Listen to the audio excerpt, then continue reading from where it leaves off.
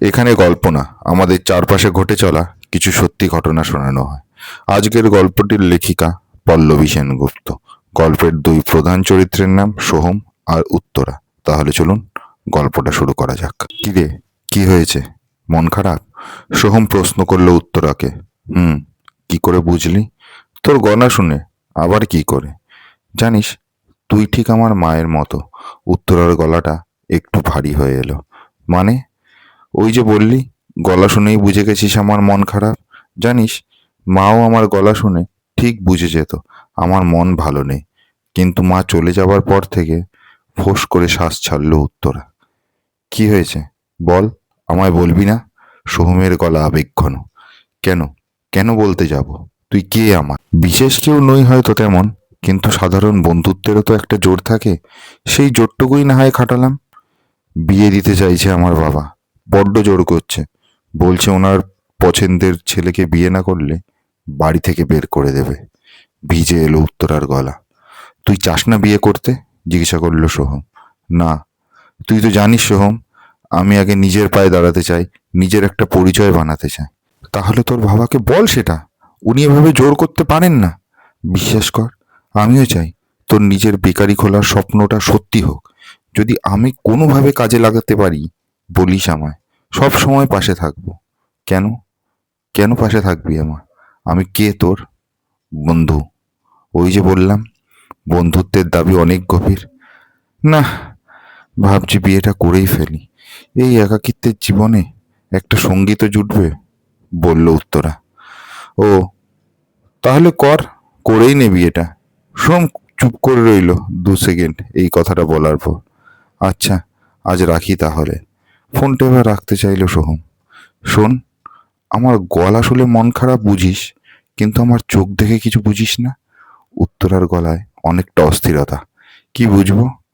মা যেমন আমার গলা শুনে বুঝে যেত আমার মন খারাপ, তেমনি আমার চোখ দেখেও কিন্তু বুঝে যেত আমি কি চাই, কাকে চাই। মানে? কি বলতে চাইছিস? জিজ্ঞাসা করলো সোহম। ন্যাকা না? কিছুই বোঝেন না উনি, আহম্মক।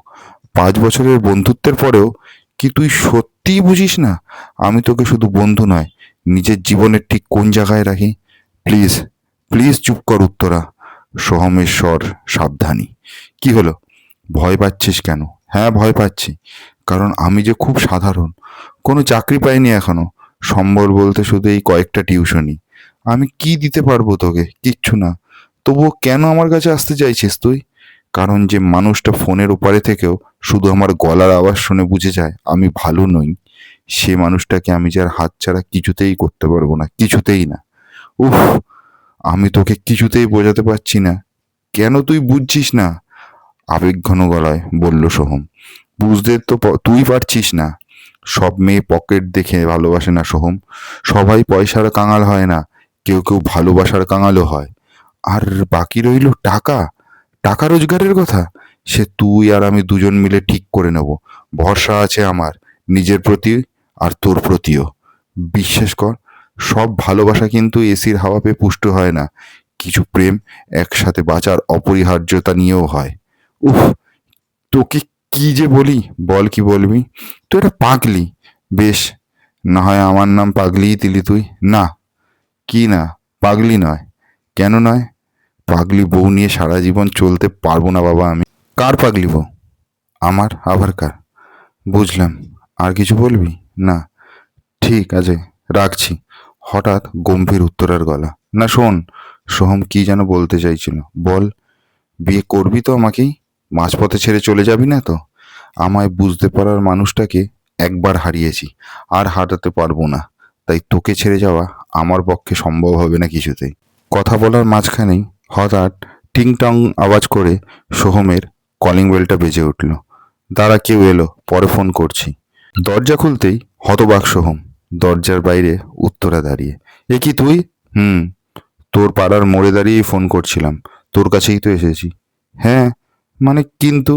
রেজিস্ট্রি অফিসে চল, বিয়ের নোটিশ দেবো। মানেটা কি? একটা বেকিং শোতে সিলেক্ট হয়েছি প্রতিযোগী হিসাবে। জিততে পারলে 2 লক্ষ টাকা প্রাইজ মানি। তারপর ব্যবসা শুরু করতে পারবো। আর জিতবো আমি, সেই কনফিডেন্স আছে আমার মধ্যে। তবে তুই পাশে না থাকলে হয়তো হেরে যাবো, জানিস? উফ, সত্যিই তুই পাগলি? কেন? তুই জানিস না ভালোবাসার আরেক নাম পাগলামি? চল, চল বলছি। হাত ধরে টানতে টানতে সোহমকে নিয়ে এগিয়ে যাচ্ছে উত্তরা। অনাগত ভবিষ্যৎকে সাজিয়ে নিতে হাঁটছে আগোছালো দুটো মানুষ। আসলে ভালোবাসা তো এমনই, বেহিসাবি আর আগোছালো। আর এমন সোহম উত্তরা আছে বলেই তো এই স্বার্থপর পৃথিবীর বুকে আজও ভালোবাসাটা এত সুন্দর, এত বিশুদ্ধ। ঠিক কি না? গল্পগুলো কিন্তু শুধুই এন্টারটেনমেন্টের জন্য, তাই অযথা উল্টোপাল্টা মন্তব্য করবেন না। হ্যাঁ, যদি ভালো লেগে থাকে, যদি রিলেট করতে পারেন নিজেকে, তাহলে একটা লাইক করে অবশ্যই পাশে থাকবেন আর সাপোর্ট করবেন। ধন্যবাদ।